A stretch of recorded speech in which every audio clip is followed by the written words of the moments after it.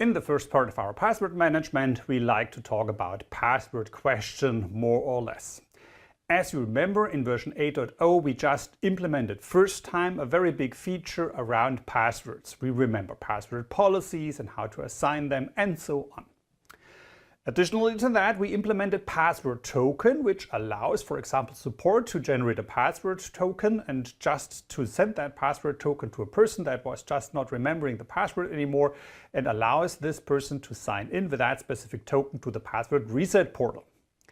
Another feature, in difference to the password token, is to answer a valid password question. And we may remember that in version 8 and below, always only one password question was able to answer. This is now different in version 8.1. In version 8.1, we allow to create as many password questions if we like.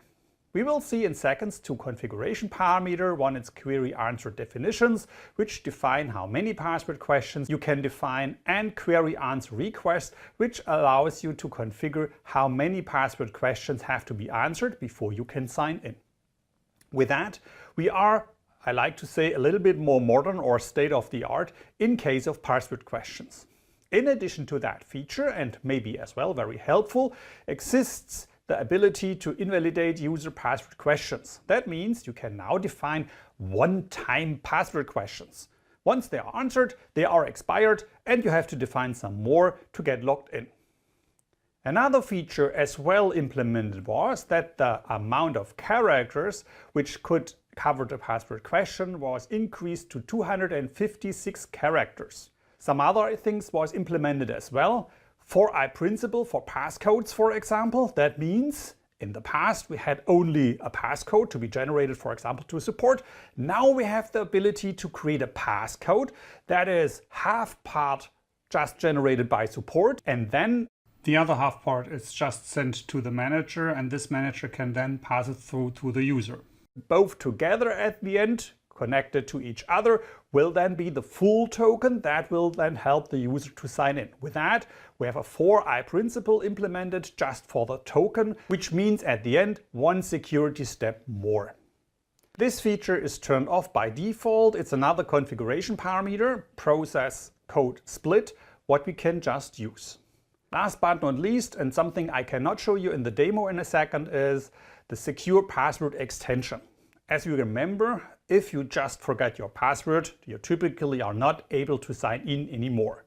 If you get a passcode, for example, from support, you have to find a machine which is already signed in. That means where somebody is logged in so that you can open the password reset portal. Because this might be sometimes a little bit problematic, especially if there are no colleagues around. What you can do here is to use the new secure password extension, which is something you may know from the Quest Password Manager. It is an extension which allows from the login screen directly to connect to the password reset portal. That means you forget your password, you get your token, you open your machine, you see the login screen, you click the link, and wonder, you get the password portal and can just reset your password. And as you can see here, we are in Designer. In Designer, we talked about configuration parameters. You can see that just in section QER, there is the subsection person, there is the subsection password reset authenticator, where we will find everything around password reset and password authentication. There's an application token that is set during installation. We did that maybe in 8.0. Then we have the invalid use query, which is our password question expiry. It is deactivated out of the box as mentioned. We have the passcode split, which will allow then at the end to have a 4i principle implemented. And I don't need that here, and because of that I just turn it off. Then we have query answer definitions. And here we can define the number of password questions a user have to create. For example, I just set that to 3. And then at the end, query answered request. This is the amount of questions to be asked if I want to reset my password. Let's configure that to 2, for example. And with that, I have configured all the configuration parameters. I can just commit to the database. Here we are. And once I committed to the database, I can directly test the whole thing. Therefore, I have just to open my password reset portal. You will have installed that on your IIS with a specific application. In my case, password reset, as you can see it. I don't have a passcode. I don't want to have questions. I want just to log in with my password. This time I have to enter a user account, which is, for example, this one here. And signing in, I have then to enter the password. Here we are. So let's enter the password.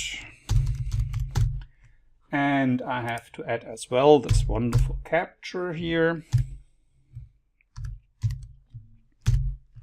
And with that, I'm signed in. The next step is to edit my question and answers. As you can see, like predefined, 3 password question. Which is your favorite color? This is the one I got from the old system. So just enter an answer. So, and after all are set, I can just step next. And now I'm more or less prepared. The next thing I can do, for example, is just to log off. And if I want to, I can directly test the whole thing. Therefore, I have to set I want to answer my password questions. I should get my central user account defined. And then I get, like configured, 2 password questions. For example, the first one and the second one.